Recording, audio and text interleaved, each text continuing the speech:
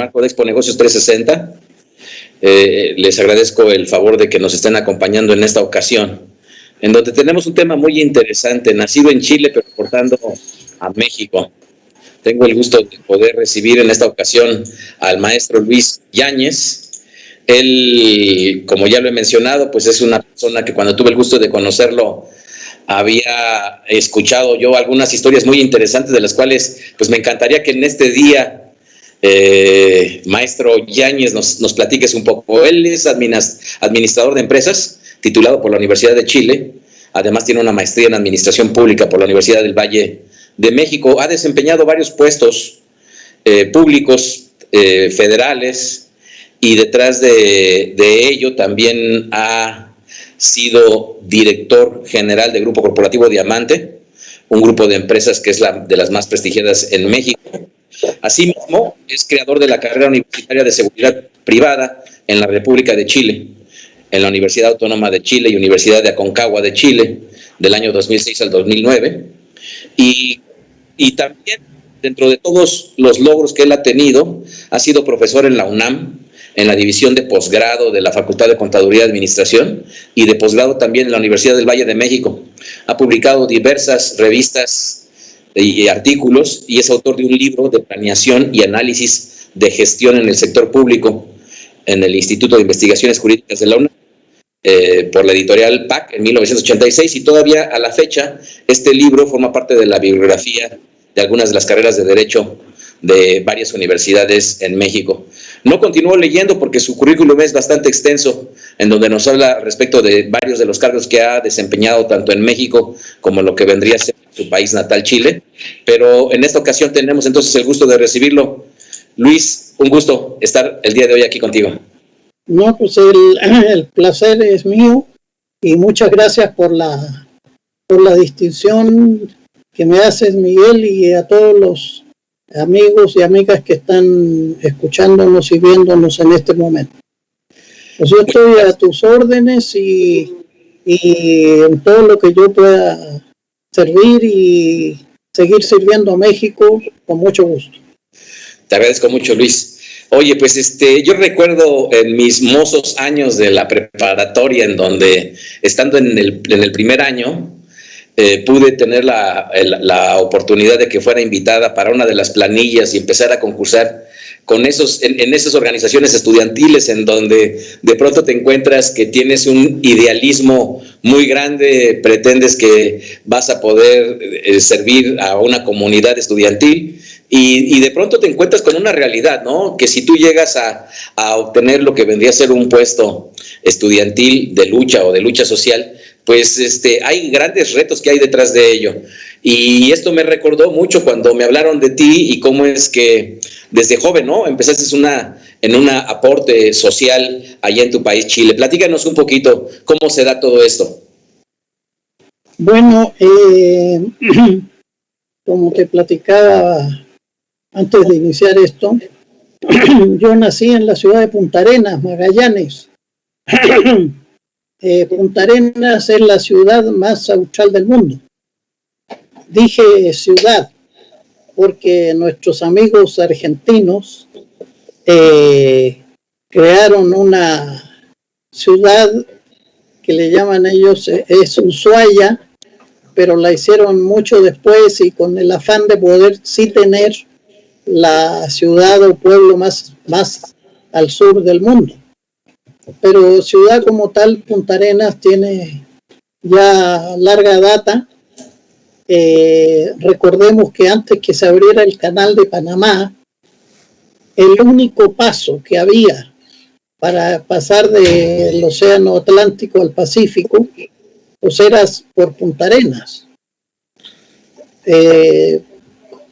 Como tú has visitado Punta Arenas, seguramente recordarás que hay un teatro muy rococó y del tipo de aquellas épocas, como existe por ejemplo aquí en Veracruz, un teatro excelente de aquellas épocas, y Punta Arenas, como paraban ahí los barcos y luego venían las compañías de ópera y de teatro de Europa, pues se les hizo un teatro y había funciones de gala de aquellas épocas que me imagino toda la pompa y circunstancia que debe haber habido, ¿no? Entonces Punta Arenas tiene ese bagaje cultural y a la vez comercial, porque era el paso obligado, ¿no? Entonces, eso es lo que ha hecho posible que Punta Arenas siga estando vigente. Obviamente que con el Canal de Panamá bajó muchísimo el comercio y las visitas a Punta Arenas, pero pues sigue siendo una ciudad muy visitada. Exacto. Entonces, yo recuerdo que cuando estuve en Panamá me sorprendí muchísimo, ¿no? Cómo es que el tránsito por el canal, pues era estratégico para la guerra. Y como ya lo has comentado, toda la parte de lo que sería la parte más al sur, austral, como le llaman, en Punta Arenas, del lado de Chile, pues era una ciudad que seguramente tuvo gente de muchísimos países. En ese sentido, tuviste, supongo yo, que influencia de gentes de varias partes del mundo. ¿Cómo se da esto y cómo se da que empieces a despertar para entender que tenías un aporte como ciudadano del mundo en ese momento de tu vida? Mira, el centralismo es una cuestión que aún hoy se sigue dando. Creo que México es un buen ejemplo de eso. En Chile, la universidad, para ir a la universidad había que ir a la capital. O sea, no, en Punta Arenas no había universidad. Entonces lo que era normal y natural era que una vez que ya en mi caso, pues empezando la secundaria, pues nos fuimos a Santiago porque murió mi abuelo y mi abuela, pues con una visión, pues que yo le agradezco a ella, dijo, no, pues a Santiago todos, quedó con 6 hijos, porque si queremos progresar y que estudien, pues tenemos que irnos a Santiago. Y entonces, afortunadamente, tuvimos la suerte que mi abuelo dejara algunos recursos inmobiliarios, y de eso mi abuela cada año vendía una propiedad, con lo cual sobrevivía y le permitió darle educación a sus 6 hijos. Y lo cual, pues ahí mismo ya yo, de hecho en la ciudad, y estuve un tiempo en el seminario y aprendí muchas cosas, la meditación, etcétera, el estudio, la disciplina, y salí del seminario para cursar mi último año de la prepa y dar mi prueba de bachillerato, que se llama en Chile, de ingreso a la universidad, y de ahí ingresé a estudiar administración de empresas. Y estando ya en la universidad, yo con todos mis afanes de lo que aprendí en el seminario y lo que aprendí en una escuela, una prepa pública, recuerdo que mi padre me dijo, si quieres que te sigan en lo político, primero tienes que ser un muy buen técnico, y no al revés. Entonces el primer año fui yo el primer alumno de mi salón. El año siguiente me contrataron como ayudante de profesor, y a partir de ahí me invitaron a ser miembro de la directiva de la Escuela de Ciencias Administrativas, y posteriormente fui el presidente de la escuela, posteriormente fui vocal de la Federación de Estudiantes y finalmente fui el presidente. Y desde ahí empecé con mis afanes de servir a la gente, porque recuerdo también cuando vine a México, mi padre me dijo, Luis, no quiero que ningún mexicano que conozcas no sea tu amigo, y al que si lo puedes ayudar, tú ayúdalo, siempre ayuda. Entonces es algo que traigo por dentro desde muchos años, ¿eh? Oye, entonces tu educación teológica, ¿tuvo alguna influencia la teología de la liberación o no fue así? Sí, precisamente fue la época en que nació en Brasil, y en Chile también se creó un partido político que se llamaba la Izquierda Cristiana, que apoyó al gobierno de Salvador Allende, y que después vino el golpe de Estado con todas las consecuencias que sabemos, ¿no? Pasando primero por una gran división entre los chilenos, un ánimo de animadversión que llegó a ser hasta dentro de las propias familias. Hubo gente que en este enfrentamiento hermanos llegaron a denunciar a sus hermanos de familia, y o sea, la división y el encono era tan grande que provocó la división, el golpe de Estado y todo lo que ya sabemos. Estamos hablando de qué época, Luis. ¿En qué año cuántos años tenías tú y en qué año de la historia de la humanidad estamos hablando? Estamos hablando del año de 1970, ganó Allende, y su gobierno duró 1000 días hasta el 11 de septiembre del año 73. Toda esa fue un periodo de la historia muy funesto para Chile. O sea, la reminiscencia del movimiento del 68 que se da a nivel mundial, ¿es una reminiscencia de ello? O sea, es decir, del movimiento del 68 hasta llegar a los 70 en Chile y posteriormente hasta el 73 con Allende, todo eso es una reminiscencia de un movimiento a nivel mundial, de un descontento a nivel social, ¿es así? Sí, tuvo su influencia, obviamente. Claro que las noticias no se propagaban tan rápido como ahora, pero pues sí, por boca de algunos intelectuales, y llegaban libros, documentos, que se tardaban lo que tardaba el correo de Europa a Chile, ¿no? Entonces, obviamente sí hay una influencia. Yo no podría decir que por eso se efectuó el gobierno Allende triunfó, pero fue obviamente influido por eso.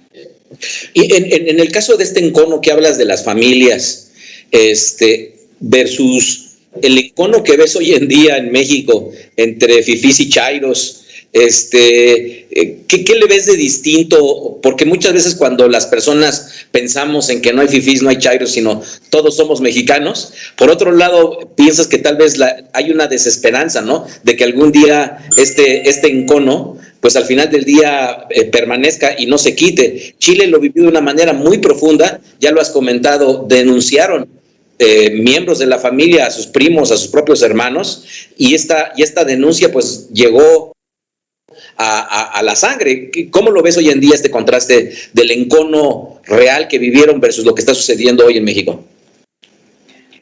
Pues mira, la verdad es que de repente me alarmo por la forma en que se está manejando esto, y no hablo solamente de la parte del gobierno, también la oposición actual también es ofensiva, ¿no? Y eso no conduce a nada bueno, ¿no? Yo recuerdo en Chile que luego hasta en las casas se iban a un cuarto, el más privado, para poder platicar, para que no vaya a ser que los estuvieran escuchando. Digo, aquí no estamos en ese extremo, pero pues sí hay que tomar las precauciones, y la verdad es que deberíamos avanzar, y la mejor manera, pienso yo, es que la gente tenga trabajo, ¿no? Que esté ocupada.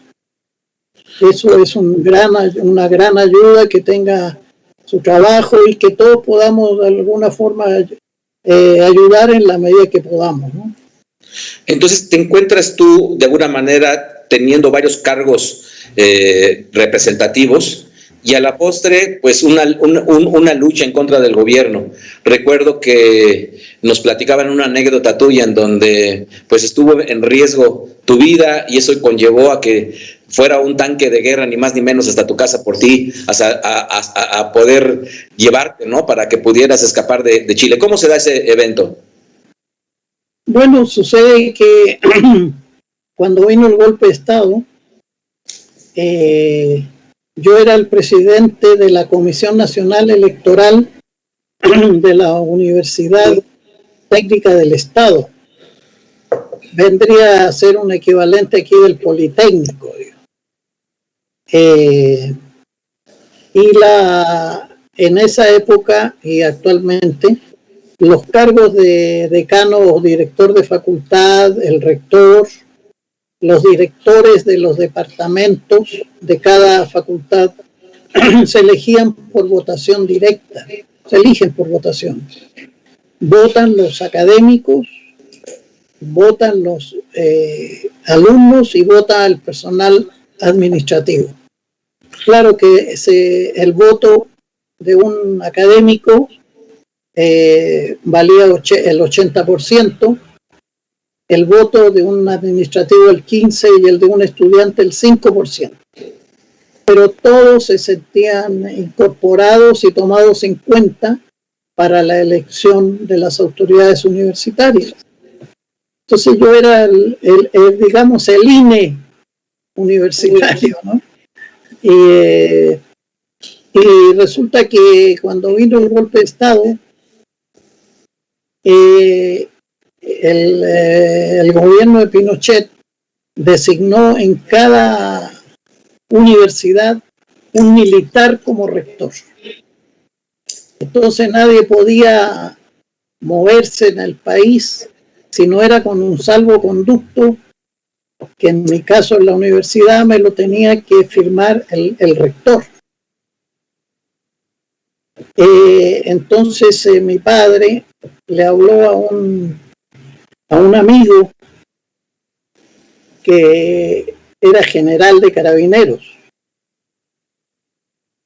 y le dijo que quería verlo, y fue a la casa de mi padre, y yo fui a ver a mi padre, y llegó el compadre efectivamente en una tanqueta, y se bajó, y bueno, y le dijo, oye, y le dice mi papá, oye, es que estoy preocupado por Luis. Me dice, mira, compadre, yo por Luchito, porque en Chile nos dicen Luchos a los Luises, me dice, por Luchito no voy a poder hacer nada, porque la situación está muy complicada, pero me dice, puedo apoyar para conseguirle un salvoconducto para que se vaya. Bueno, entonces él me hizo favor de recomendarme con una persona de la universidad que yo conocía, también era el contador de la universidad, y le pasó yo no estuve presente obviamente en ese momento, pero me dice que le pasó entre varios papeles el salvoconducto mío, y me firmó el rector una salida mía por 8 días a la ciudad de Mendoza, Argentina. 8 días que se han prolongado hasta el día de hoy. Y esa fue la manera como pude salir yo de Chile, porque ya me habían señalado en el periódico de la tarde de allá, que se llama La Segunda. En la primera página, en un recuadro, salía que me andaban buscando por fraude electoral. Entonces ya no había duda de que tenía yo que salir, ¿no? Claro. Ahora, para los amigos que nos están viendo, pensar en que la violencia se ha exacerbado, pues basta ver lo que vendrían a ser los índices, ¿no? En donde a principios de 1900 la violencia y la muerte por cada 1000 habitantes era realmente altísima. Y esta historia que nos está compartiendo el maestro Luis Yáñez, pues tiene menos de 50 años, ¿no? En donde pensar en no estar de acuerdo con el gobierno, pues no nada más era con palabras, sino era con hechos y aún con arriesgar la vida. Y sales de Chile, vas a Argentina, y de Argentina, ¿cómo es que te mueves a México? De Argentina me voy a Buenos Aires por tierra. De hecho, ni dormí en Mendoza, en un camión de pasajeros. Y en Argentina, afortunadamente por estas relaciones religiosas, fui admitido en el convento de las Hermanas de San Pablo. Y ahí estuve yo con ellos, y en una salida que hice del convento para ir a la Embajada de Chile, porque salí sin pasaporte, me encuentro en la calle, estaba yo parado en una esquina esperando un camión, y me tocan el claxon de un carro. Pues yo, lo menos que piensas tú es que alguien en Buenos Aires, donde vas por primera vez, alguien te esté tocando a ti, ¿no? Y en eso bajan el vidrio y me gritan, Yáñez. Y dije, ah, caray. Y me asomo, y era una maestra mía que me había dado clases de cuentas nacionales, la maestra, la doctora Rosa Kuzminski, de Sendrero, que en paz descanse. La que me dice, Luis, ¿qué haces aquí? Ven, sube, y los coches de atrás, en pleno tráfico en Buenos Aires, tocándole. Bueno, me subo, me dice, ¿qué haces aquí? No, pues le digo, pues el golpe de Estado, ya sabes. No, me dice, vente, vamos a la casa para que además le platiques a mi marido cómo están las cosas, estamos muy preocupados, porque ella había salido de Argentina a raíz de un golpe militar que hubo, no sé si recuerdan algunos de los presentes, el gobierno de Frondizi. Frondizi fue derrocado por un general, el general Onganía, y esta doctora fue a Santiago, a Chile, y dio clases, y yo fui su alumno. Y se acordaba de mí, según ella, pues fui muy buen alumno y bla, bueno, todas las flores, ¿no? Y me dice, bueno, yo tengo un amigo en México, ¿por qué no se va para allá? Le digo, bueno, ¿y quién es su amigo? No, me dice, mi amigo es Jesús Silva Gerso, padre del que fue secretario de Hacienda, Jesús Silva Gerso Flores, y abuelo de Jesús Silva Gerso Márquez, actual periodista y politólogo y maestro de la universidad también. Le dije, bueno, pues adelante. Ya ella le escribió una carta, porque en aquella época no había internet, una carta, y yo mismo la fui a dejar al correo. Después de un mes contesta y dice que adelante, que me recibe con mucho afecto y que va a tramitar mi visa, porque se habían roto ya las relaciones diplomáticas entre Chile y México. De hecho, México rompió con el gobierno de Pinochet, ¿no? Bueno, total que, para hacer el cuento corto, él le pidió al licenciado Moya Palencia, que era el secretario de Gobernación, mi visa, y en Argentina, bueno, seguían pasando los meses y el gobierno de Perón pues empezaba a tambalear, habían rumores de golpe de Estado y bueno, pues el cónsul de México, en una actitud valiente, me emite un oficio, según esto, diciendo que ya estaba autorizada mi visa. En el consulado de Chile me dijeron que a mí no me iban a dar pasaporte. Entonces le habló el cónsul en mi presencia, el cónsul de México al cónsul de Chile y le dijo: oiga, don Luis Yáñez se va a México y si no tiene pasaporte, ¿usted se lo va a extender? Porque si no se lo extiende usted, yo le voy a extender pasaporte. Y le dijo el cónsul de Chile que no lo iba a extender. Entonces yo viajé a México con un pasaporte de apátrida que me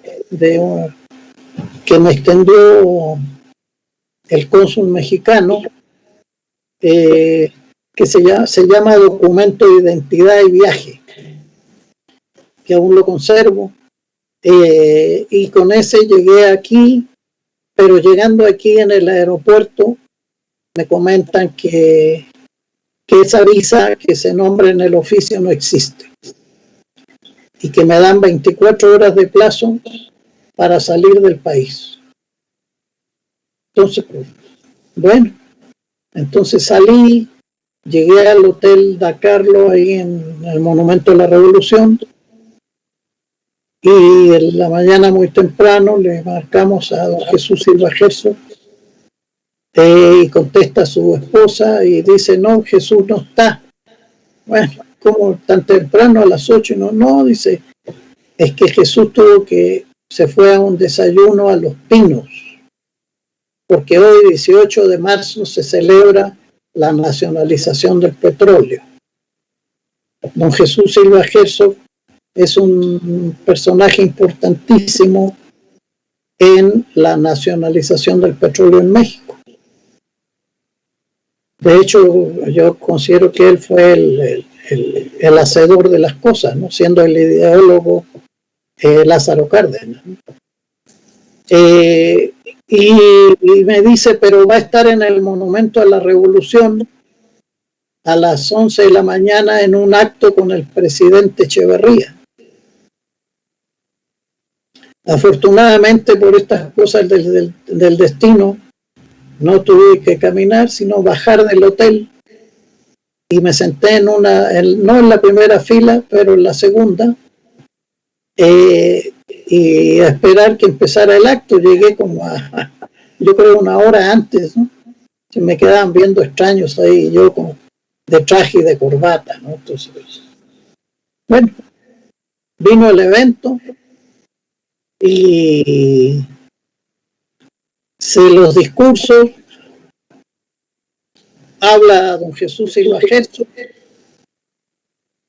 habla del golpe de Estado en Chile, habla de la libertad, del hecho de ayudar a los chilenos, etcétera, y dice ahí unas palabras muy emotivas. Termina el evento y me empiezan a bajar del templete en la escalera y yo me acerco para recibir a don Jesús, darle la mano, porque él no veía, estaba prácticamente ciego. Y le digo: permítame, don Jesús, y me dice: Luis Yáñez. Le digo: sí, por la voz, porque yo, como le había hablado por teléfono varias veces, ya me conocía la voz. Dicen que los ciegos agudizan el oído, ¿no? Seguro. Bueno, entonces, ¿qué hace aquí? Me dice: no, pues le dije: ya estoy aquí, pero tengo 24 horas de plazo para salir del país porque me quitaron el pasaporte en el aeropuerto. ¿Cómo es posible? Dice, y empieza a gritar, ¿dónde está Moya? Que venga Moya. Moya había sido alumno de él, ¿no? Y pues finalmente le avisan, don Jesús era un hombre muy alto, da unas trancadas inmensas, y ahí lo alcanzamos, y se junta Moya con don Jesús y le dice, Moya, le dice, ¿cómo es posible? Yo hablando aquí de la libertad, del golpe de Estado en Chile, y aquí a mi amigo Luis Yáñez le quitan el pasaporte en el aeropuerto. Le dice, yo lo fui a ver a usted para pedirle la visa. Mire, Moya, le dice, si quiere que lo siga conservando en la lista de mis amigos, más vale que me cumpla. No se preocupe, ¿cómo es posible, maestro Silva Gerso? No, yo le hago llegar su visa de inmediato. ¿A dónde va a estar?, me pregunta a mí. Y contesta él, en mi casa. Le dice, bueno, le dice, a su casa le hago llegar la documentación. Perfecto, le dice, muy bien. Bueno, hasta luego ya. Y así es como llegué aquí, me preguntó Silva Gerso, recuerdo que me dijo, oiga, ¿y trae usted dinero? Le digo, sí, traigo $200.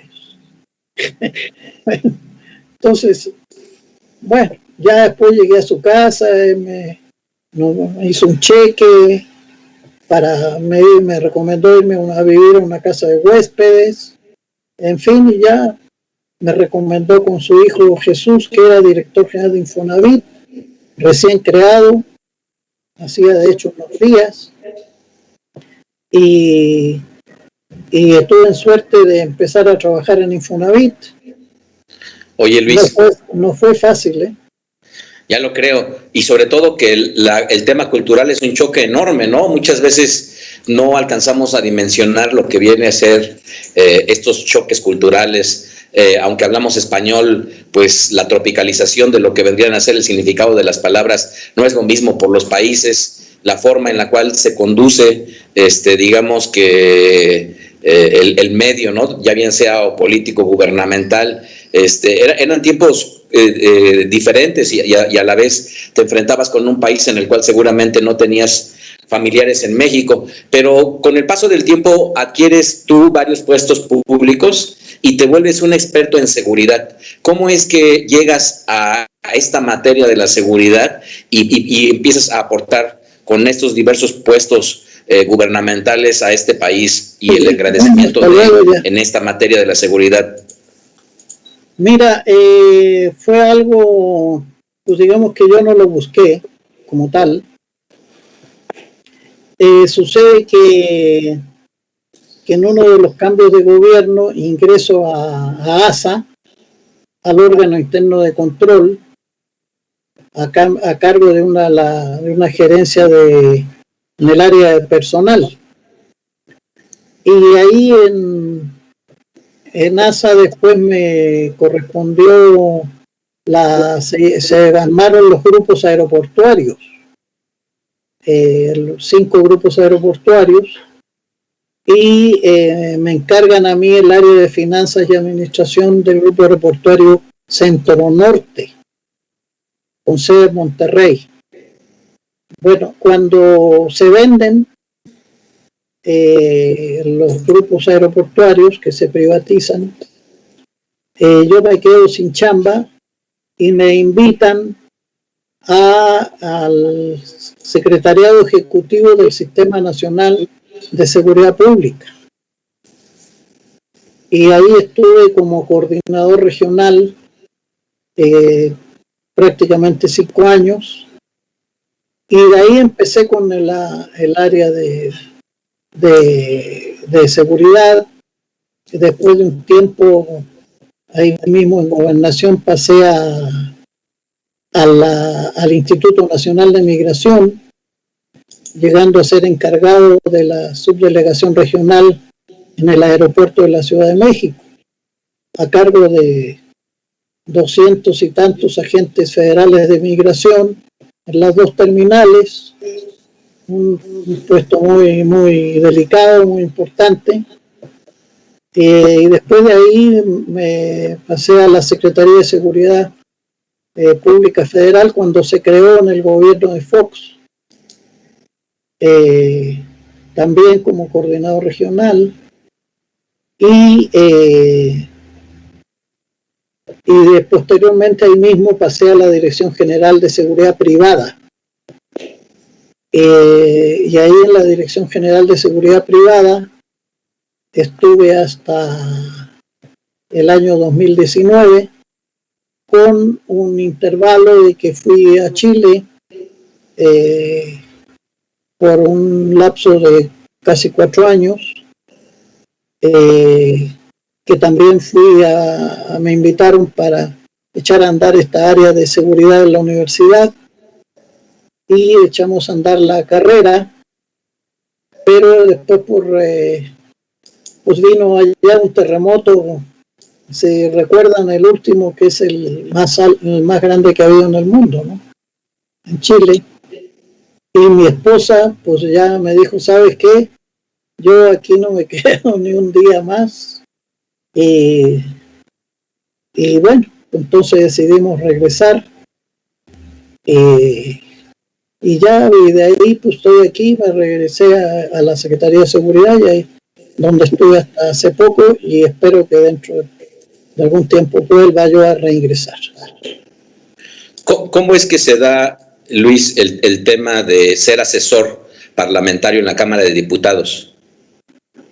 Bueno, eso se da porque en estos entre una chamba y otra, me invitaron un amigo muy preciado, sin agraviar a ninguno de los presentes, a que lo apoyara en la Cámara, porque el secretario de Servicios Parlamentarios es la persona que recibe todas las propuestas de los diputados para presentarlas al Pleno, ¿no? Entonces todas las propuestas hay que revisarlas, ver que no tengan desde falta de ortografía hasta la redacción y los fundamentos científicos y técnicos de las propuestas, ¿no? Así que en ese fue un trabajo muy interesante, un trabajo delicado, y con todo lo que tiene que ver con la cuestión política, ¿no? Porque luego hay cuestiones que en la ciencia dicen algo y por razones políticas se quieren hacer otra cosa. Entonces ahí es donde viene la negociación, en fin, es un trabajo muy bonito, ¿no? De todos los años que tienes en México, y compartimos tú y yo, y creo que tenemos a nuestro mismo sensei de maestro al tener la certificación de CPO y CCSM, el comandante Rojo. ¿Qué pasa? ¿Cómo has visto que el tema de seguridad en un país como México, desde que te empiezas a inmiscuir en ese tema a la actualidad, tú crees que ha venido en detrimento todo el tema de la seguridad? ¿Qué nos podrías decir a la población en general en esta materia? Mira, sin duda ha habido un detrimento muy grande, ¿no? Yo recuerdo que aquí antiguamente podías tú salir en la noche, ¿no? Y caminar y no pasaba nada, ¿no? Ahora ya es muy raro que tú veas gente caminando en la noche en la calle. Es prácticamente imposible.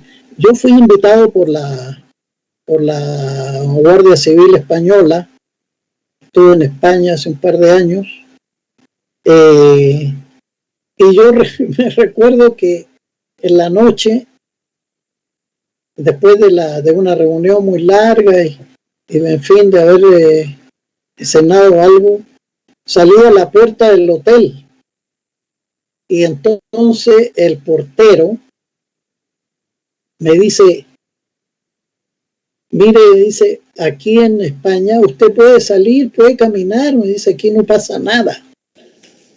O sea, la imagen que hay de nuestro país, en este caso concreto en España, era que los mexicanos no salíamos en la noche. ¿Por qué? Porque teníamos miedo. Y me dice, no, aquí puede salir, no hay problema. Nadie lo va a robar ni a asaltar. No hay. Entonces, eso es una muestra fehaciente de cómo están las cosas, ¿no?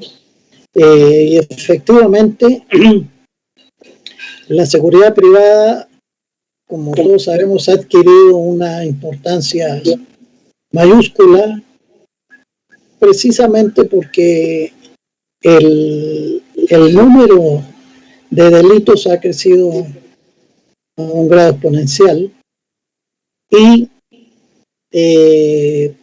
pues la gente trata, y las empresas y los empresarios tratan de salvaguardar sus bienes, ¿no? Y su integridad como persona. Entonces, los servicios que pudiéramos llamar adicionales o complementarios, pues cada vez se hacen más indispensables y ya no son tan complementarios, sino que son realmente ya el fundamento, ¿no? Entonces, efectivamente estamos atravesando un problema grave, ¿no? Que espero pues, se pueda subsanar dentro de poco y con la colaboración de todos, ¿sí? Exacto. Oye, Luis, hoy en día, según entiendo, también te has metido en temas de tecnología, concretamente en el tema de proveer a los empresarios, y tú sabes que este espacio es precisamente también visto por muchos empresarios y emprendedores que estoy seguro están haciendo su tarea del día a día y tienen muchas necesidades, y una de esas necesidades viene a ser justamente el abastecerse de lo que vendría a ser las tintas y los toners para lo que vendrían a ser sus tareas de oficina. ¿Cómo es que has involucrado en este tema y qué es lo que has venido aprendiendo con la tecnología, Luis? Mira, yo soy administrador. Esa es mi tronco fundamental. Por eso también yo fui director del Centro de Servicios de Cómputo en un banco y que tenía casa de bolsa, en fin, que ya fue fusionado. Y yo me decían, oiga, pero usted es ingeniero electrónico, es ingeniero computacional. No, soy administrador. Pero a mí me nombraron en ese cargo precisamente para administrar, porque los técnicos pues, son especialistas en su tema, ¿no? Tú, como director de una empresa, lo que sí tienes que saber es qué es lo que tiene que hacer cada persona. Tú no puedes ser especialista en contabilidad, especialista en derecho, especialista técnico en las máquinas que están fabricando, ni en el tipo de material que están usando. O sea, ahora sí que, como dicen, cada chango en su rama, ¿no? Entonces, pero el administrador sí que tiene que tener conciencia de lo que pasa, ¿no? Yo recuerdo algo que hasta el día de hoy me halaga mucho.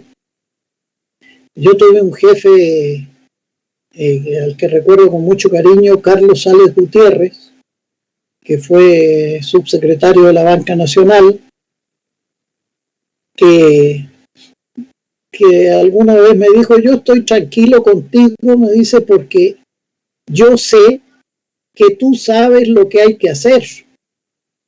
Claro, yo no lo puedo hacer todo, ¿no? Pero sí sé lo que hay que hacer. Entonces, en ese tenor de cosas, un día platicando yo con un amigo, me cuenta que, oye, me dice, fíjate que estaba yo con mi impresora y hay un señor que me rellenaba los cartuchos, pero resulta que ahora se descompuso la impresora. ¿Cómo le? Sí, y entonces me metí a investigar Y sí hay changarritos, no sé si han visto ustedes muchos que dicen se rellenan toners, pero ellos van a Tepito y allá tienen el tóner viejo, como que lo vuelven a pintar, las piezas rotas las parchan o las sustituyen por otras parecidas, y según esto te venden un tóner. Entonces, investigando, en Estados Unidos hay una planta que fabrica los tóners originales para muchas marcas de equipo de cómputo. Y esa planta le fabrica a Dell, le fabrica a HP, en fin, todas las grandes marcas mandan a hacer ahí sus toners y sus la carcacha, el armazón de donde va el toner, ¿no? Y resulta que investigando ya localicé eso, y hay un representante de esa planta en México, y está autorizada la planta para vender los mismos toners que después se entregan a las plantas, a las fábricas originales, que él los puede vender, pero no puede ponerle la marca. Entonces, pues empecé a promover eso, y pues les comento que, por ejemplo, la Suprema Corte de Justicia hizo una compra muy importante. Claro, no fui yo el que la vendió, pero compraron más de 3 millones de pesos. Y también en la Cámara de Diputados se vendió un tiempo. Y bueno, y clientes particulares, ¿no? De algunas empresas, como es el caso de Grupo Corporativo Diamante, que compra el tóner, y otras más, ¿no? Entonces aquí lo que sucede es que yo dije, bueno, pues mientras tengo que vivir de algo, ¿no? Tengo que estar entretenido en algo, y más que entretenido, para tener algún recurso. Y claro, en eso he estado yo trabajando en este tiempo, y con eso pues me sirve para los gastos más esenciales, en tanto se abre alguna oportunidad laboral, y entonces estoy con eso, y que es un producto que es como la ropa, ¿no? Que cuando por ponerte aquí el sellito del cocodrilo ya vale el doble, ¿no?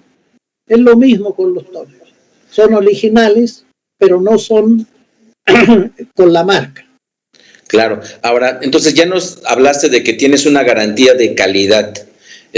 Los consumibles que tienen las impresoras no van a dañar al equipo, y adicionalmente van a tener una duración comparativamente con cualquier tóner original. En materia de precios para los empresarios que nos están viendo, Luis, ¿qué porcentaje aproximadamente hay de ahorro en materia de tóners? Mira, llega en algunos casos a ser del 50% o 60%, pero hay otros que son el 30%. Pero en todo caso siempre va a ser más barato. Correcto. Siempre va a ser más barato, y nosotros damos una garantía de 1 año. Claro, salvo que se acabe en el tóner, ¿no? Porque sacan muchas copias, ¿no? O sea, pues es lo normal, ¿no? Pero yo tengo aquí en la casa de ustedes un tóner que ya tiene pues como 1 año y medio. Correcto. ¿Dónde te pueden localizar, Luis? ¿En qué teléfono los empresarios, los emprendedores, para que puedan tener ahorros en los gastos variables? ¿En dónde te pueden localizar? ¿Cuál es tu teléfono? ¿Cuál es tu correo electrónico en donde te pueden pedir precisamente estos consumibles? Mira, creo que aquí hay un chat, ¿no? ¿Lo efectivamente aquí, sí. ¿O lo sí, digo por verbal? Si quieres, mientras lo estás diciendo, yo lo escribo. Ok, mira, mi correo es Luis Yáñez Garrido, igual que Luis Yáñez Garrido, con Z, pero sin la guridilla en la ñ, luisyanesgarrido@gmail.com. Ok, listo. Mi teléfono es 55 20 86 32 10. Me pueden enviar también por WhatsApp. Perfecto, entonces repito los datos para contactar al maestro Luis Yáñez si tú tienes una necesidad de tu empresa que seguramente imprimirás bastantes hojas. Tienes ahí el correo luisyanesgarrido@gmail.com o el teléfono 55 20 86 32 10. Pues antes de finalizar, Luis, ¿tendrás algunas palabras de recomendación para los empresarios o los emprendedores que nos van a ver? Bueno, yo en primer término agradecerte nuevamente la oportunidad y comentarles que este producto es totalmente original, que hay un gran ahorro de dinero y que adicionalmente nosotros lo enviamos a toda la República. En el caso de la zona metropolitana, estamos entregando en un plazo de entre 24 y 48 horas.